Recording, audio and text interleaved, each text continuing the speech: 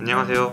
이번에는 대학원 생활이 왜 힘든지 말해보려 합니다. 제가 학부생일 때 밤늦게 혹은 새벽에 기숙사로 들어오는 대학원생들을 보면서 대학원생은 정말 밤낮 없이 연구실에 있구나 라는 생각을 많이 했습니다. 실제로 대학원생은 퇴근 시간이 딱히 정해져 있지 않고 새벽에도 실험하는 모습을 쉽게 찾아볼 수 있습니다.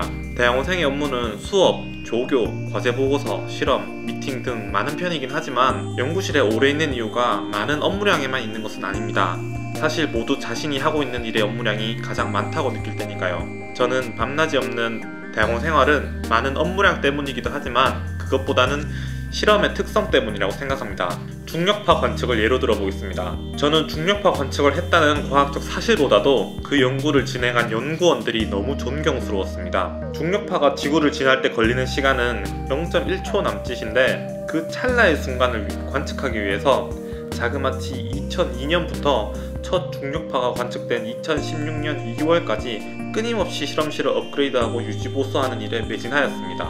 14년간 연구에 매진한 연구원들의 마음은 어땠을까요? 중력파가 0.1초 만에 지나가는데 내가 잠깐 점검하는 사이에 지나갔으면 어쩌지? 아인슈타인도 관측 못할 거라 했는데 괜히 헛고생하는 거 아닌가? 이거 상대성 이론 틀린 거 아니야?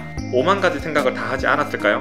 다른 비유로 들어볼까요? 하늘에 UFO가 20년 안에 한 번 나타나긴 할 건데 확실하진 않고 나타나봐야 1초 정도 보일 겁니다.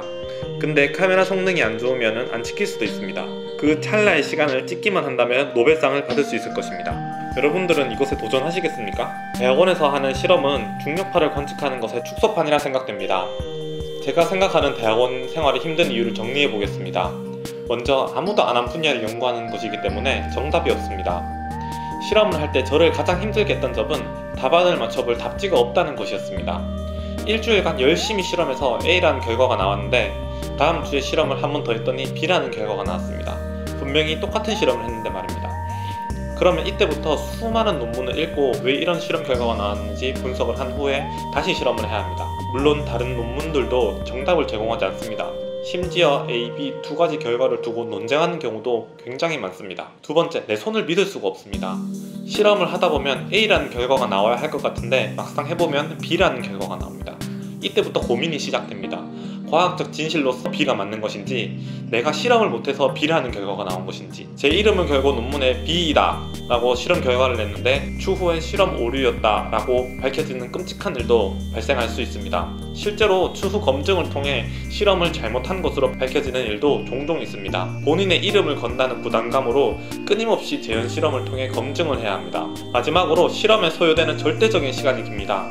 0.1초의 중력파 관측을 위해서 14년의 시간을 쏟아부은 것처럼 완벽한 데이터 하나를 위해서 필요한 시간이 엄청납니다. 예를 들어 저희 연구실 같은 경우 논문에 들어갈 그림 하나를 받을 때 6시간 정도가 걸립니다. 그리고 그 데이터를 받기 위해 이런저런 사전 준비를 해야 합니다.